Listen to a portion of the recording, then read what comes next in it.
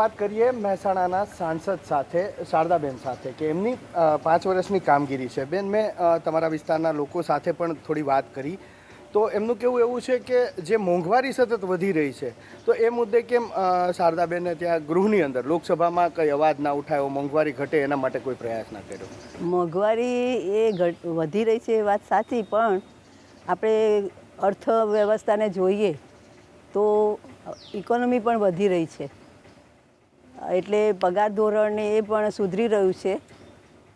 Plus એવી મોંઘવારી વધી નથી કે આપણે એને વધારે પડતી કહી શકીએ, પણ આપણું જે દેશ પ્રગતિ કરી રહ્યો છે એમાં હું માનું છું કે જે પીએમ સાહેબનો વ્યૂ છે એમાં છેવાડાના માનવી સુધીની એમની બધી યોજનાઓ છે, એના કારણે જે ગરીબ વર્ગ છે અને કદાચ મોંઘવારી નથી નડતી. સાહેબે હજુ પણ 5 વર્ષે એ લોકોને મફત અનાજની વાત કરેલી છે. પ્લસ જે યોજનાઓ સાહેબ મૂકી રહ્યા છે આમ જનતા માટે કે મહિલાઓ, યુવાઓ, જે સાહેબે 4 આપણી જ્ઞાતિ ગણાવી, યુવા, મહિલા, ખેડૂત અને ગરીબ, તો એ લક્ષી જે યોજનાઓ છે એનો લાભ લઈ અને જો આપણે એને ઇન્કમનું સાધન બનાવીએ તો હું માનું છું કે આત્મનિર્ભર ભારતનું સાહેબનું જે સ્વપ્ન છે ચોક્કસથી આ યોજનાઓના લાભથી સાકાર થશે. અચ્છા બેન, એક વાત એવી પણ આવી છે કે ચોમાસા દરમિયાન મહેસાણાની અંદર પાણી ભરાવાની બહુ સમસ્યા, મહેસાણા 1 અને મહેસાણા 2 એ છૂટું પડી જાય છે. તો 5 વર્ષ દરમિયાન આ મુદ્દે પણ કોઈ કામગીરી નથી થઈ કે ત્યાં કંઈ એવી વ્યવસ્થા થાય કે જેના કારણે આ વર્ષો જૂની સમસ્યાઓ? આ વર્ષો જૂની છે અને આડેધડ જે બાંધકામો એ થઈ રહ્યા છે એનો પણ આવરો પછી પાણીનો પાછો અવ્યવસ્થિત થઈ રહ્યો છે. અને આપને કદાચ ખ્યાલ હોય તો મેં સંસદમાં બી આ પ્રશ્ન ઉઠાવ્યો હતો.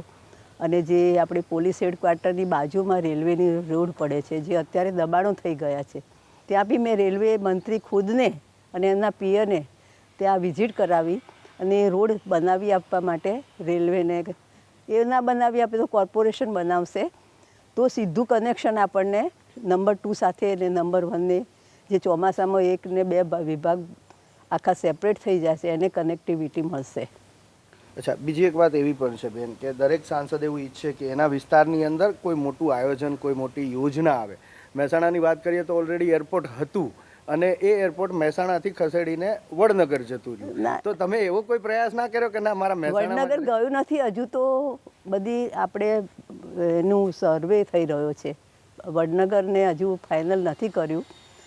વડનગર ને મહેસાણા સિવાય બીજે પણ બને, કારણ કે આપણી સાથે પાટણ જિલ્લો, બનાસકાંઠા, સાબરકાંઠા બધું કનેક્ટિવ છે.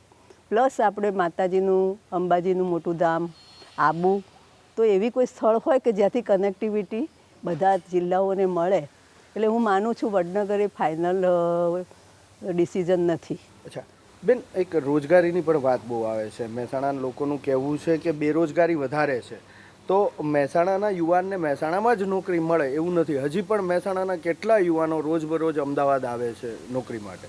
હવે મેન્ટાલિટી આપણે બદલવી પડશે ભાઈ, કારણ કે નોકરી એટલે હમણાં બધાનું માનસિક એવું જ હોય કે ગવર્મેન્ટની નોકરી મળે, પણ જે આપણે સાહેબ યોજનાઓ મૂકી રહ્યા છે અને જે આપણે યુવાનોને પણ સ્ટાર્ટઅપ માટેનું ઇનોવેશન આપે છે, મહિલાઓને વગર વ્યાજનું જે લોન મળે છે અને એના દ્વારા પોતે સ્વનિર્ભર થઈ શકે છે, એવી જ રીતે આપણે ખેડૂતોને જોઈએ તો એના માટે પણ બધી સ્કીમો મૂકેલી છે. હાલ જ આપણે વિશ્વકર્મા યોજના જે સાહેબે મૂકી, નાના નાના કારીગરો પોતે વ્યવસાય કરે અને બીજા 2 બાતને એ રોજી બી આપી શકે.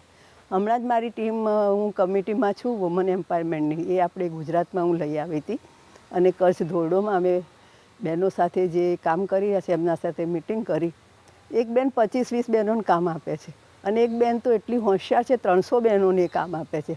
એટલે કહેવાનો મિનિંગ કે જે સરકાર યોજનાઓ આપી રહી છે એનો લાભ લઈને સ્વરોજગારી ઊભી કરવી જોઈએ. અચ્છા, હવે બેન તમારી પાસેથી એ જાણવું છે કે 5 વર્ષ તમારા સાંસદ તરીકેના રહ્યા, તમે કામ કર્યા, એમાંથી કયા એવા કામ છે કે એ થયા, તમે કર્યા, એનો તમને સંપૂર્ણ સંતોષ છે કે હા એક સાંસદ તરીકે મેં આ મારા મત વિસ્તાર માટે કામ કર્યું અને એનો મને સંતોષ છે? આમ જોઈએ તો જુઓ, પહેલું તો ખેડૂતોને આપણે 4 જ્ઞાતિ ગણાવીએ એમાં તો ઓએનજીસીમાં ખેડૂતો બહુ એમના અને ઓએનજીસી સાથે ઝઘડા ચાલી રહ્યા હતા. જ્યારે હું બેઠી અધ્યક્ષ તરીકે તો મને જણાવતા આનંદ થાય છે કે આ મારું કામ મેં ખેડૂતોને લગભગ 3 વખત એનો વધારો અપાવડાયો આ 5 વર્ષમાં, અને 1 વીઘા દીઠ 80,000 થી 82,000 ભાડું અને એ ભાડામાં પણ દર વર્ષે 5% વધારો કરવો એવો પણ મેં ઠરાવ કરાવડાયો છે. એટલે એ રીતે જોઈએ તો જે ખેડૂતોને મદદ કરી, પછી આપ જાણો છો એમના એમ્પ્લોયમેન્ટના જે પૈસા બધા એમનું રોકાઈ ગયા હતા એનું પણ આપણે 22 કરોડ ઉપર એમને અપાવડાવ્યા. એટલે એમાં મને વિશેષ આનંદ થયો કે હું આપણે જેમની જમીન ગઈ છે. બેન, જ્યારે સંતોષ હોય ત્યારે એક તરફ ક્યાંક અસંતોષ અથવા તો વસવસો પણ રહી જતો હોય. એવો કોઈ કામ કે એવો કોઈ કાર્યો ખરા કે જે ધાર્યા હતા પણ આ 5 વર્ષ યા તો ઓછા પડ્યા અથવા તો કોઈ કારણોસર રહી ગયું તો એનો અફસોસ હોય, વસવસો હોય? છે જ, કારણ કે જ્યારે મને ચૂંટીને મોકલી એક ગૃહિણી તરીકે અને એક NGO વર્ક કરતી હતી, મને વહીવટી રીતે આ પોલિટિકલ પેલું નહોતું, પણ બહેનોની સંસ્થામાં લગભગ અમદાવાદ ધરતી વિકાસમાં હું 30-32 વર્ષથી કામ કરી રહી હતી બહેનો સાથે. એટલે મારે દીકરાએ પણ એક કન્સલ્ટન્ટ રોકીને મને પ્રોજેક્ટ તૈયાર કરી આપ્યો. સાતે વિધાનસભાનો પ્રોજેક્ટ બનાવી આપ્યો કે દાખલા તરીકે વિજાપુરમાં બટાટા બહુ થાય છે, તો બટાટા, કેળા અને શાકભાજી વિજાપુરમાં સસ્તી હોય તો આપણે એને ફ્રોઝન શાકભાજીનું ને આપણે કરીએ.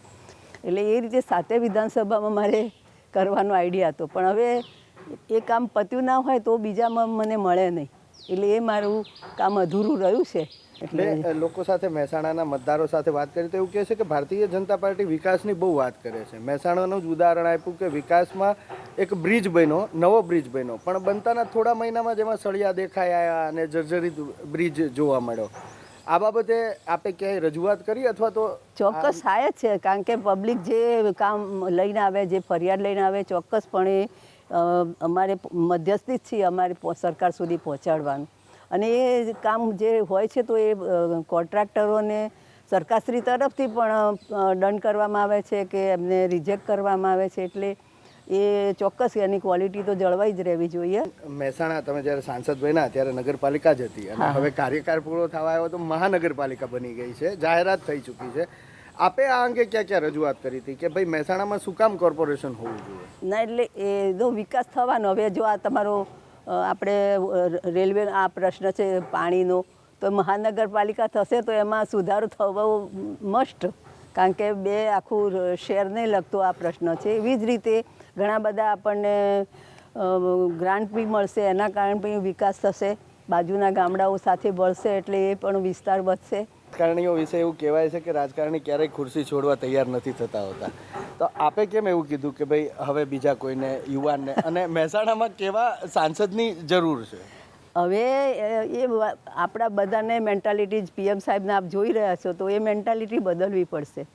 મેં એટલા માટે કીધું કે પહેલાંથી પક્ષમાં ગાઈડલાઈન હતી કે ભાઈ 70-75 પછી ટિકિટ નહીં આપી, એટલે મેં મારી રીતે મેં નક્કી કર્યું કે હું 75 વર્ષની થઈ તો સ્વેચ્છાએ મારે જગ્યા કરવી જોઈએ. કામનું સતત આજે એક કામ પત્યું ના હોય ને બીજા 10 કામ અમારે આવી જાય. મંગળવારે મિટિંગ હોય તેમ થાય કે સાહેબ પેન લઈને બેઠા હોય કે સાહેબ હમણાં કંઈ આ કહેશે, આ કરવાનું છે, આ કરવાનું છે.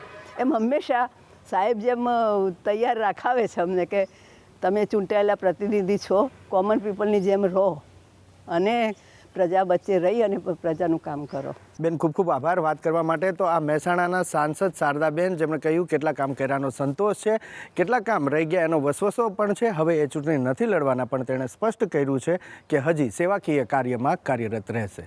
તો અન્ય સાંસદની વાત, અન્ય લોકોની વાત આપના સુધી હું અથવા મારા સહયોગી પહોંચાડતા રહેશે. આપ જોતા રહો ABP અસ્મિતા, ગુજરાતની અસ્મિતા.